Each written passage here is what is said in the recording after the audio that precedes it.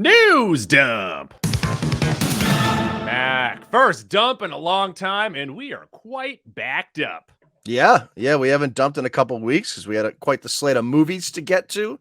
All three we enjoyed to different degrees. So if you missed that, we talked Oppenheimer, Barbie, and TMNT. All three we would recommend seeing in theaters. Yes.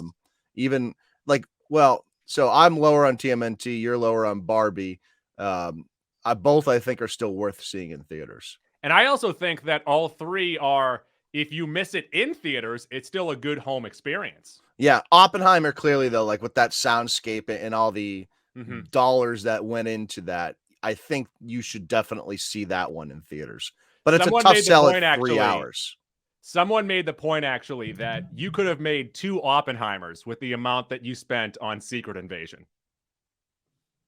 Wow, it was really double Oppenheimer's budget. And that's not even, well, actually, so if you include the budget for the promotion of it, it's probably closer. That's interesting. But to think about it, so Secret Invasion probably ended up being I think it was 220 million. I'm talking lengthwise, though. Probably ended up being about 4.5, 5 hours, which probably means they shot like 8. And then Oppenheimer was 3, which probably means they shot about 4 no. 5. Cillian Murphy said they used everything. There is no director's cut. Okay. Christopher Nolan doesn't fuck around. He knows what he wants. I think we both agree on this. Directors of that ilk, the Denis Villeneuve, the Christopher Nolan, those guys should be able to make their director's cut for the cinematic releases. But also try and get it under 2.5 hours. Yeah, as a general rule of thumb. But like Dune 3, I'm sure is going to be 3 hours too, and that's going to be fine. As a general rule of thumb, get it to 85 minutes. News dump.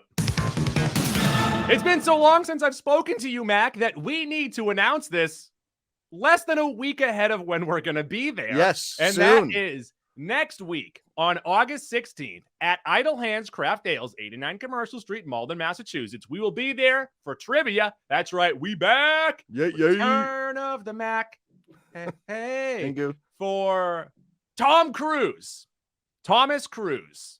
Yeah, trivia. Tom Cruise movie trivia. So Tom Cruise movie, not trivia. Like interviews, not what he says during interviews, but the Oprah interview will not be asked about. Or we're not going to do anything Scientology wise. No. Although we are going to ask people for the halftime. It's going to be, can you write an essay on what Scientology is? No, it's a pay to play scheme here. So if you pay us $10 when you walk in the door, you automatically get some points. It's like Scientology. Okay, I'm in on that.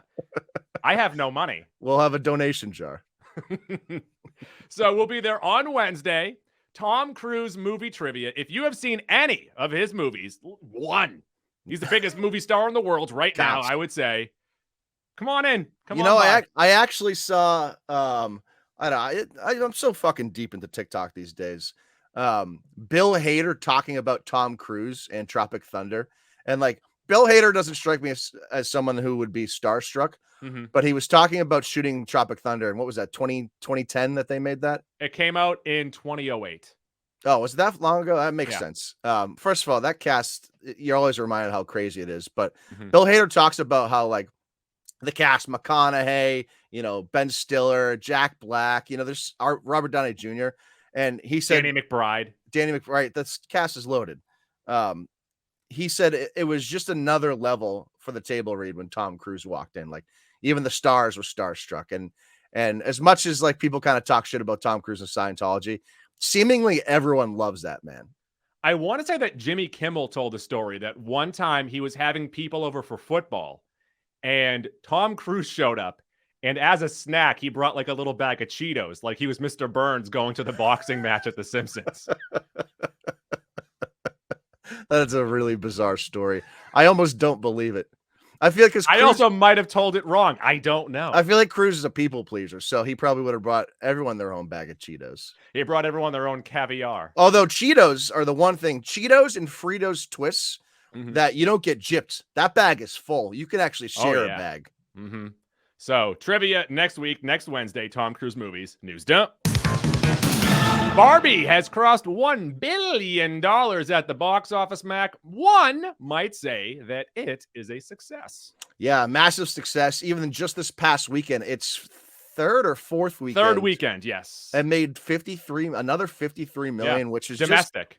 To be making over 50 million on your third weekend domestically is just pretty much unheard of. It very rarely happens.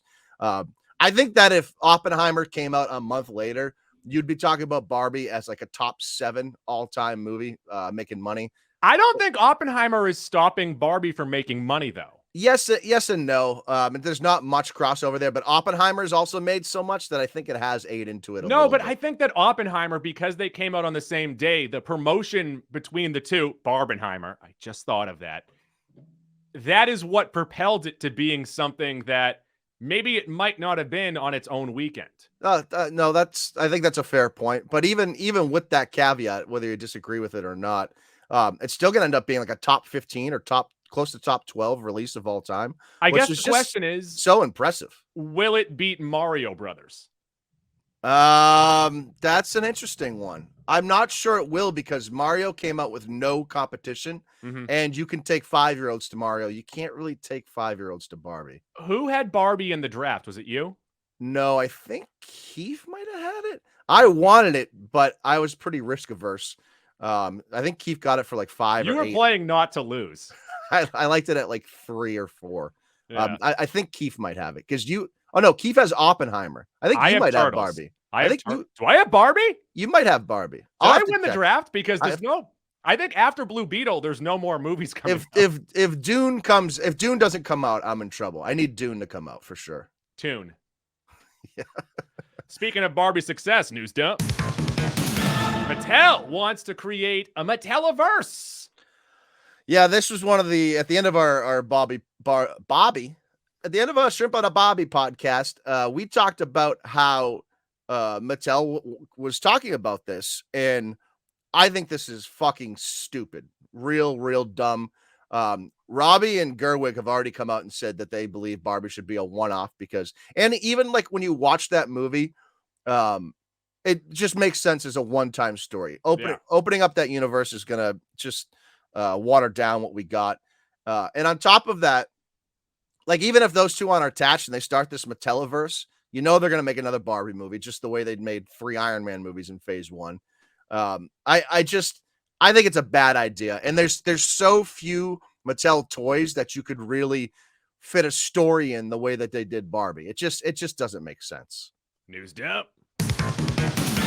Disney is slumping. July was a huge disappointment for the mouse between Haunted Mansion and Indiana Jones. And, they did pretty well with Avatar, obviously, in December. They did pretty well with Guardians in May, ? And Bob Iger is like, hey, yeah, we're disappointed by what happened. And may I suggest to him, because, of course, last year, 2 years ago, the big story was that they bought Fox, which means that they also bought Fox Searchlight. Is that the smaller movie company that Fox has? I think so, yeah. May I suggest making some $40 and $50 million movies and then hoping that one of those hits? Why not hedge your bet? Stop making just $200 million movies. Yeah, I think it's pretty easy for especially larger studios here to sort of copy what A24 is doing. I was going to say, like, okay, obviously you're not going to get in everything everywhere all at once every single time. Right. But you miss on 100% of the shots you don't take. Yeah, high quality scripts that sometimes maybe you just sort of break even. Yeah. But on the rare opportunity it pops, you maybe only have like a $20 million budget on, say, Everything Everywhere at Once, and it makes fucking $600 million. And that right there is going to fund a bunch of other movies. To me, this is where I get really bothered with, and as much as I'm a Star Wars detractor these days, Iger's come out and talked about Star Wars and Marvel. We got to pull back on that. No, motherfucker. Pull back on movies made after rides and movies made about characters that are 80 years old. Stop. Why not those. Both? Why not both? Yeah, both. And then give us all. Here's the sneaky truth, Goo. As much as we criticize Star Wars, can you drop a truth bomb on me right now? As much as we criticize Star Wars and Marvel, we're all going to go see those theatric releases. Doesn't matter what the title is. Doesn't matter who made it. We're going to go see them. And that is not the case about a Haunted Mansion. It's not even the case about Indiana Jones. But I will also say that if Loki's not good, I think a lot of people are not going to be going to the movies. But for we've Marvel also in a been while. saying that for like a year and a half. I know, now, but I so it's think really not. I True. think Secret Invasion is a breaking point for a lot of people, and they Which is need bizarre. Loki. They need Loki to show them that, you know, that was a one-off that just didn't work, and we'll move past it. Disney, I mean, Marvel's going to be fine because they're going to keep having those properties like Loki that quote unquote save it and draw people back in. They're going to be perfectly fine. I just don't know how they said to themselves, we need to make an Indiana Jones movie that cost over $220 million and then double that for the, the promotion of the movie, and how they thought that was going to make money. Yeah, it makes absolutely no sense, but I can buy into that more because it's a legacy character than I can a movie about the fucking Haunted Mansion. Haunted ride. Mansion did have a great cast, though. I don't care, Goo. I don't care. Don't stop making rides just because it hit once with pirates. Stop making movies about rides. But may I suggest maybe you just make another Haunted Mansion movie, a third one. Keep rebooting the Haunted Mansion franchise until it hits. News dump. There you go. Speaking of Star Wars, speaking of Disney, one that seems to be happening, but we've seen this before, is Donald Glover possibly writing the Lando series with his brother. Yeah, this is a very interesting development. We haven't heard much about this series in a year or two since the previous writer exited this, and this has been in sort of in a holding pattern, as a lot of Star Wars stories have been. This is something I don't think we need, but I think it's the rare situation that a lot of people want. I think a lot of people like the character of Lando Calrissian, and a lot of people loved Glover's portrayal in the Solo movie. And based off everything Glover's done in the past, I think he has been afforded sort of the leeway to make this series and be like Kathleen Kennedy, Dave Filoni, be a little hands off here, operate maybe in a little area that we don't care so much about. Now, for me personally, I don't have a ton of interest in this. Again, I'm a lightsaber guy through and through, but this is one I'll watch. Well, Lando will use his lightsaber because I think the script is going to be him going through the galaxy, fucking everything. And Lando, I'll tell you what, probably at some point wielded a lightsaber. He probably stole it from someone and was like, yeah, this is my lightsaber. I'm a Jedi. Yeah, his cock. That's what I'm talking about. Yes. No, I know. News dump. The Acolyte teases us a Duel of Fates, and that's something that pulls me in. So another Star Wars property here. And essentially, I think it was a tweet. They said it was like a little teaser tweet for this. And they said that if you liked Duel of Fates, if you liked that fight sequence with Qui-Gon, Obi-Wan, and Darth Maul, you're going to like this show. Now, that is, I think we can all agree upon that Phantom of Menace, not a very good movie, but that fucking fight is top 3 or 4 in the Star Wars universe. And it's one that I even go back and rewatch on YouTube. Yeah. Like, it's so good. And so if you're everything about it, the music, the choreography, the themes behind it, maybe some of it doesn't make much sense if you really think about it, but also it looks awesome. I'm just saying you're setting a really high bar if you're saying that this is going to be. Hey, remember the best thing from the prequels besides Jar Jar Binks? We're going to do that. Oh man. It really, if you think about the prequels, and now this is we could have a 4-hour conversation about this. There's some good in the Phantom Menace. There's a lot of bad. I think there's a lot of good in Revenge of the Sith. There is nothing good in Attack of the Clones. Nothing. I think that we needed more of the council debating. I think that's what it lacked. For sure. Yeah. Intergalactic diplomacy. Trade embargoes. News dump. First look at the Iron Claw. Mac, what is this? Oh, so have you watched any of the Dark Side of the Rings? I think it was No. A&E originally, but now it's on not. Prime and shit.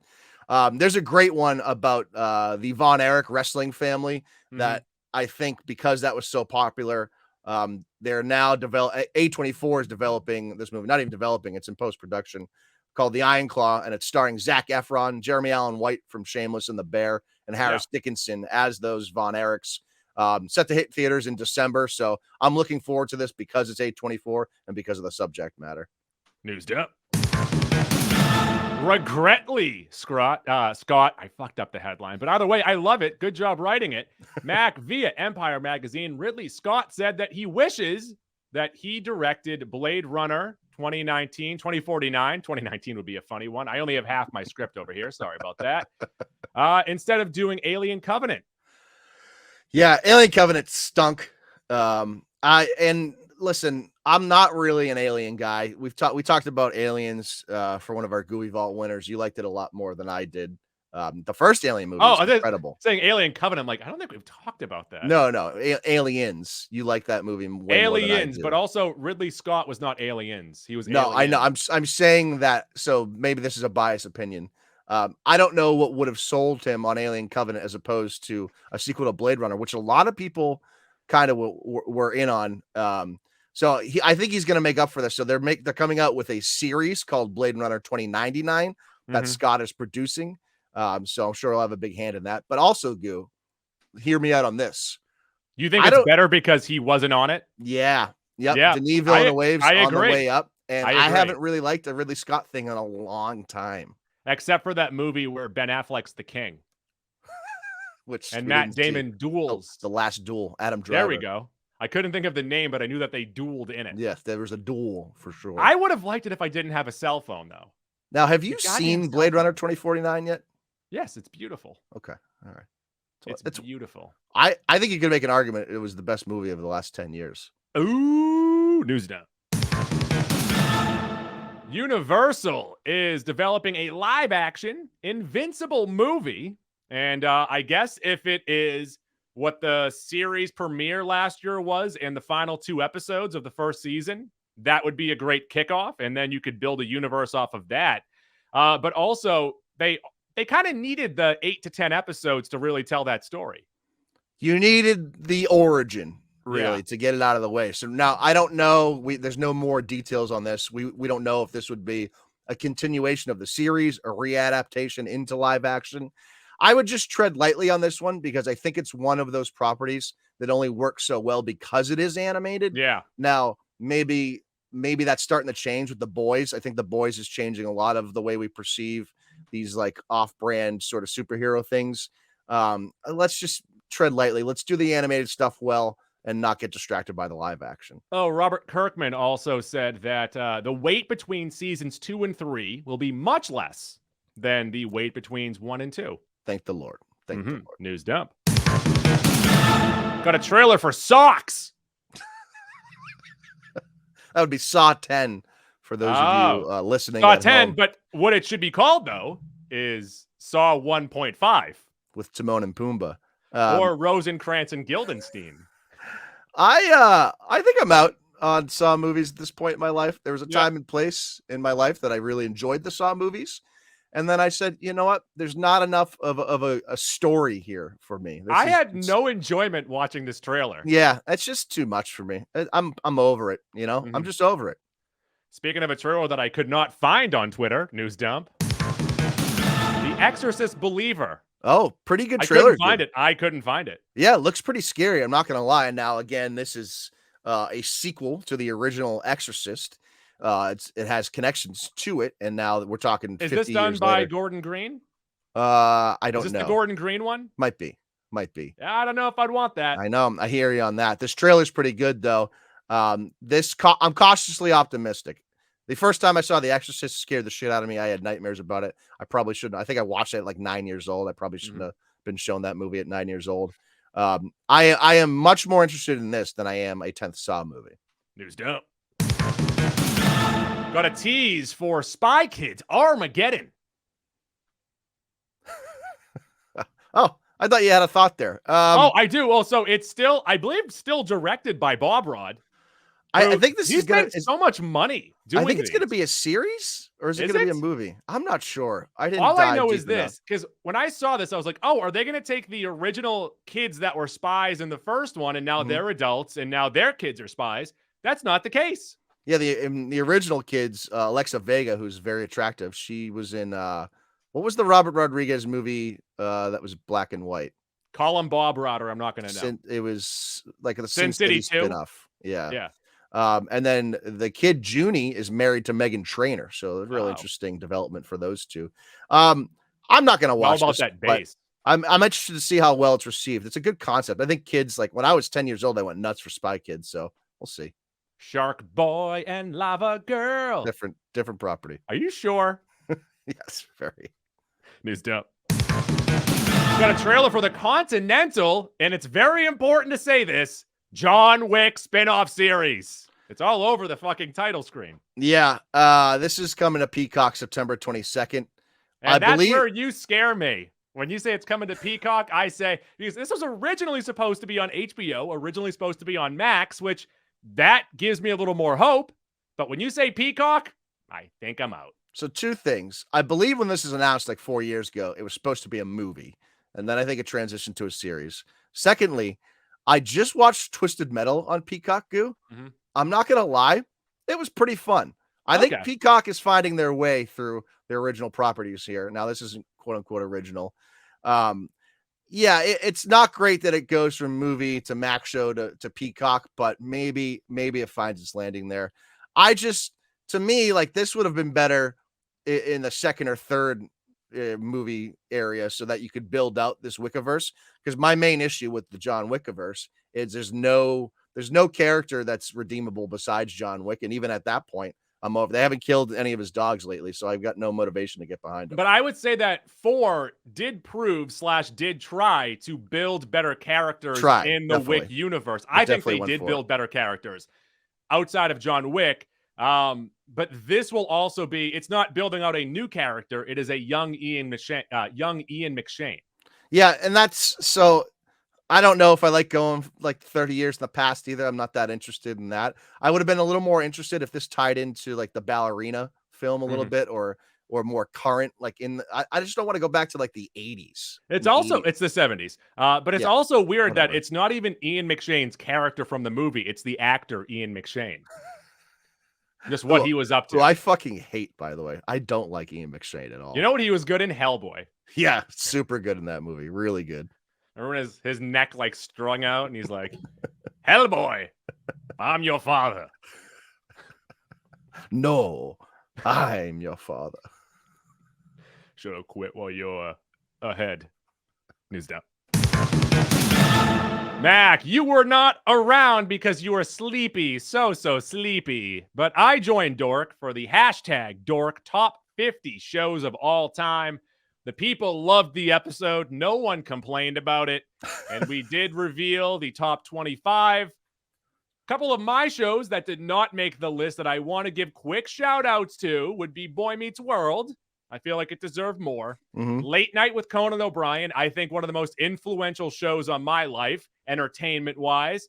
And, of course, Stella and Alf.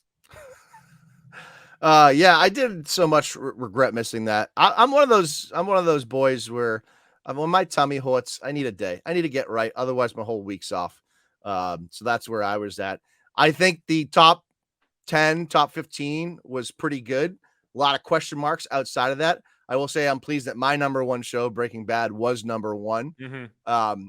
I thought that a lot of the best comedy shows were slotted correctly. The Office was just ahead of Seinfeld, I believe. Office was at number 2, Seinfeld at 3. I would have flipped those. Yeah, it was actually a good conversation you guys had about it. And again, I don't even think anyone can dispute this. I get that Seinfeld came first.